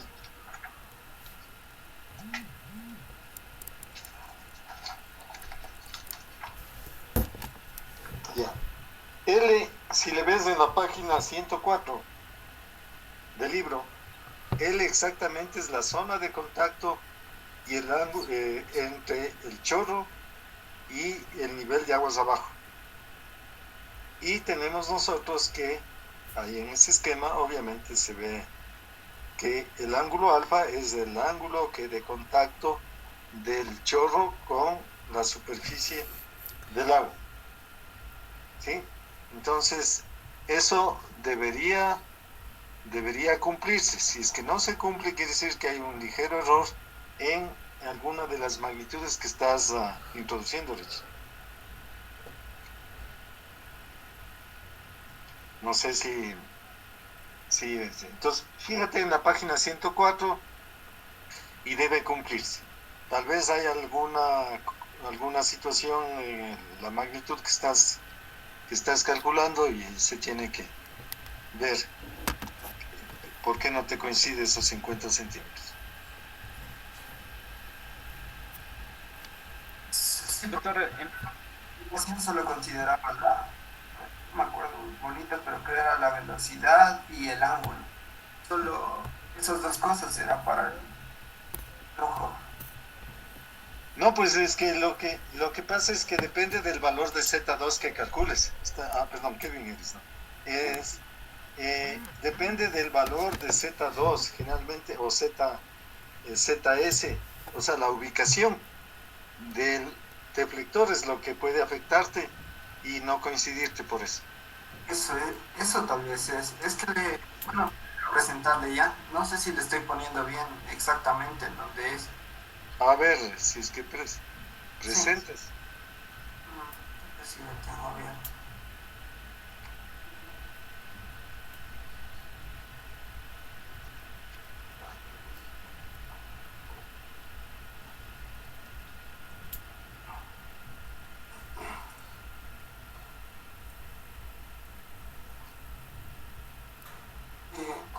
Ahí no sé si ya pueden verle tal vez.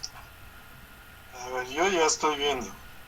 Sí, tenía así mi sección vertedora, aquí, Ya. ¿Dónde está el nivel de aguas abajo? aquí este es, justo este. Ya. Vamos a ver. Por eso, tienes que tomar la magnitud primero de el Z2, que viene a ser, en este caso, déjame ver, dice la diferencia que hay de niveles entre la salida del deflector y el nivel de aguas más la profundidad H1 por la mitad del coseno del ángulo que sale. O sea, esa magnitud. ¿Sí? O sea, es la distancia hasta el eje del flujo, el Z2. Hasta esa distancia vertical. Ajá. Eso es lo que debe estar. Volado, no sabía si le dejé aquí y Ese punto hasta el nivel de aguas abajo. ya, ajá, pero me llegaba aquí. Y Hasta ahí tiene que llegar hasta el L. Ajá, y es un poquito menos, casi 0,5, un poco menos. No, es que verás, tú estás midiendo en la vertical, pero en realidad esa distancia está del eje vertical que tienes a la izquierda al punto de desprendimiento. El punto de desprendimiento está más a la izquierda, no en este lado derecho, sino en la salida. Aquí. Sí, ese es el punto de desprendimiento. Ya. Y entonces este eje debería ponerle aquí igual, claro. No, verás, el eje es desde el punto de desprendimiento. Ya. No aquí a la derecha, sino a la izquierda. ¿Sí? Porque tú cogiste ese. Entonces, ahí te va a cuadrar la longitud. Ya. Sí, ya le revisaría porque no me... Claro, ese es el punto ese es el centro del eje, es donde lo ubicaste ahorita, no el de la derecha. Ya, doctor, entonces... Doctor, ahí sí yo le dejé recto el esquí. No hay problema. Todo queda recto, ahí el L le tomaría Sí. desde el eje es el flujo, los ejes son desde el flujo. Sí, hay claro. alguna cosa, en este caso, Kevin me parece, antes de que me... el muro de salida, vele cómo está. Ahí parece que hay que empatar con la salida justito para que no haya problema del flujo. Aquí, justo que quedan las Sí, eso tienes que alargarle para arriba, porque no puedes dejarle antes. Aquí, ya. Ahí falta, porque no puede descargar antes, sino esa más a la derecha. Ya. Sí, listo. Ya. A ver, Wilson, ¿me tenía alguna preguntera? No, de eso mismo que le decía que si el eje se toma desde el punto de salida del agua del vertedero. Claro, el punto de desprendimiento. Ahí se pone el eje. Ya. En su libro está un L1, doctor. No sé a qué se refiere Es que- ese L1. Verás, el L1 es el punto de contacto del flujo con el suelo en la socavación. Ya listo. Sí, porque el L1 en realidad, en este caso, es el centro de la socavación. El centro de la socavación, o sea, el flujo no es que llega, topa a nivel de aguas abajo y baja vertical, sino que inclinadamente con el ángulo que calculamos, el ángulo alfa, va hacia el interior. Y obviamente tú lo habías dibujado como un triángulo, casi como línea recta, pero es una forma aproximada, pero en realidad es una ligera curva, y ese es el L1. Se lo puede calcular con la ecuación que se tiene para el cálculo del alfa y verle cómo va ahí. Pero está bastante bien. Puedes tomarle una línea recta, no es problema, pero no es vertical, sino que inclinada, obviamente, con el ángulo alfa. Ya, doctor, listo, gracias. ¿Alguna otra pregunta que tenga?